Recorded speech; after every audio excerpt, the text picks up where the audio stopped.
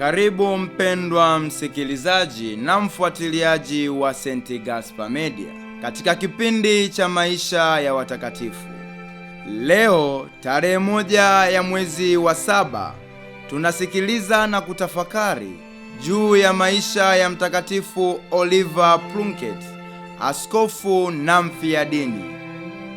Oliver Plunkett alizaliwa nchini Ireland karne ya 17.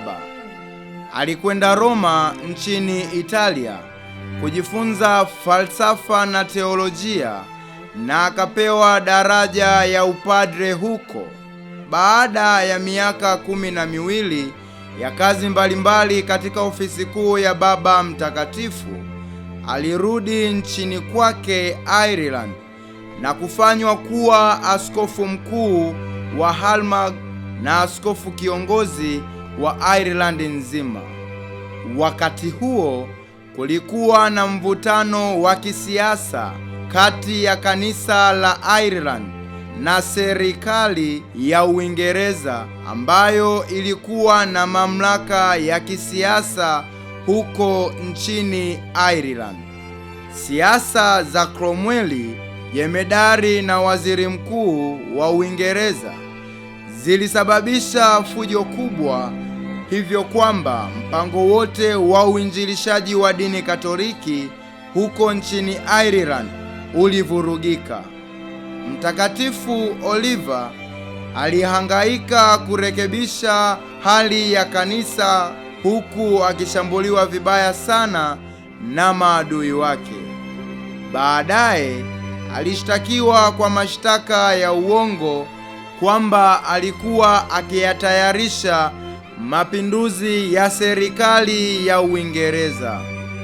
Akakamatwa na kupelekwa London ambako alihukumiwa kuuawa kwa njia ya kunyongwa, na ni kwa sababu ya padre mmoja aliyeasi dini yake na kutoa ushuhuda usio wa kweli. Aliuawa London mwaka 1681. Mwili wake ulikatwa vipande 4 na wauaji wake. Nusu ya masalia yake yanatunzwa huko Drogheda, Ireland, na nusu nyingine yamehifadhiwa London, Uingereza. Papa Paulo wa 6 alimtangaza kuwa mtakatifu mnamo mwaka 1975.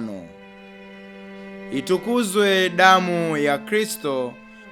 Milele amina.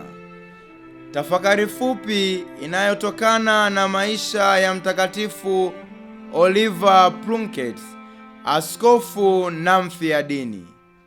Heri wanaoteswa kwa ajili ya kufanya atakavyo Mungu, maana ufalme wa mbinguni ni wao. Rejea Injili ya Mtakatifu Mathayo sura ya 5 aya ya 10. Watakatifu wengine wa siku ni Mtakatifu Ezra na Mtakatifu Theobald, padre mkaapweke, na Mtakatifu Pambo, mtawa wa Misri. Mtakatifu Oliver Plunkett, askofu na mfiadini